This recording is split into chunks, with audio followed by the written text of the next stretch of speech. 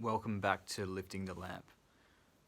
And this is part 2 of a 2-part series where I delve into my ideas about God and what I believe God is and what I believe God isn't.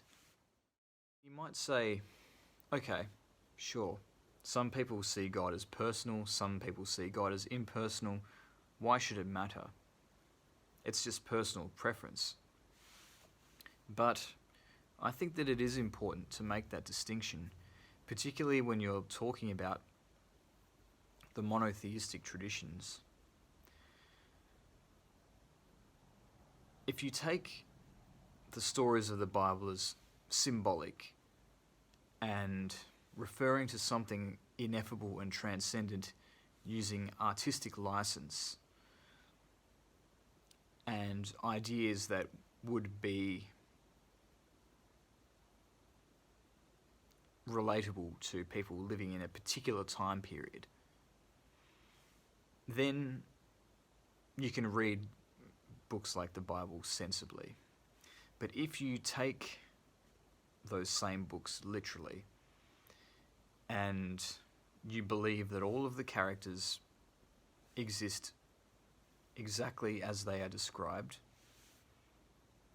and you take the context of those books as something which is true forever and for all times, rather than a particular people at a particular time trying to grasp a mystery that was beyond all of that, beyond any particular set of rules or any particular people, then you start to run into trouble. And reading books like the Bible and contemplating the ideas within it will give you absurd results. So let's take for an example the God in the book of Exodus who forbids the worship of graven images, particularly of the pagan gods of the surrounding kingdoms. If you were to take that literally, then God would just be a petty and fragile being who can't stand the idea of other gods getting more attention than him. He's all-powerful, all-knowing, but he can't stand graven images. Ridiculous, right? But what if this is just a metaphor? What if it is just a people living in Bronze Age Canaan who are trying to explain or trying to come to grips with the fact that there is this great unknowable mystery, and all of the attempts by human beings thus far to try and capture its essence have fallen short and shouldn't be continued? Then it starts to make more sense. And then when you think about things like people saying that God works in mysterious ways or everything happens for a reason, if you understand God as something that is impersonal and amoral, much like the Tao of Taoism is, just an impersonal principle, then it makes sense to say that everything happens for a reason. It's simple cause and effect.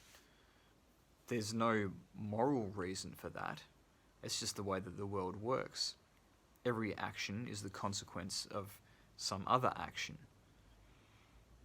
But when you start to impugn that same cause and effect to a supreme being, then suddenly that creates a moral responsibility for that supreme being, because there's this world of suffering that we live in, and we need to have some kind of a justification for why a being that is all-powerful would allow bad things to happen. And it has to be a moral reason. It has to be a reason that a person could think of to justify their actions. And there is no reason that is like that. It is just obscene that there would be a supreme being who rules over the universe who would allow so much evil to happen. They would have to be either weak or evil themselves. So again, the idea of a personal deity creates absurd results. And those are just two examples. So, but what does that mean? Does that mean that I don't think that there's ever a reason why we should approach God as though God was a person that we can relate to? No, I don't think that. I actually think that, particularly with practices like bhakti yoga, which I'll one day discuss on this channel, activities like prayer, it helps to try and conceptualize God as a person that you're trying to foster a relationship with. Because it's hard to relate to an abstract idea. It's much easier to relate to a person, or to represent something as if it is a person. But if we're to approach God in that way, I think we need to remember that when we talk about God as though God is a person, it's a symbol. It's not to be taken literally. We always need to remember that the true God is ineffable. And if we talk about God as though God was a person, it is purely symbolic. We need to keep reminding ourselves of that.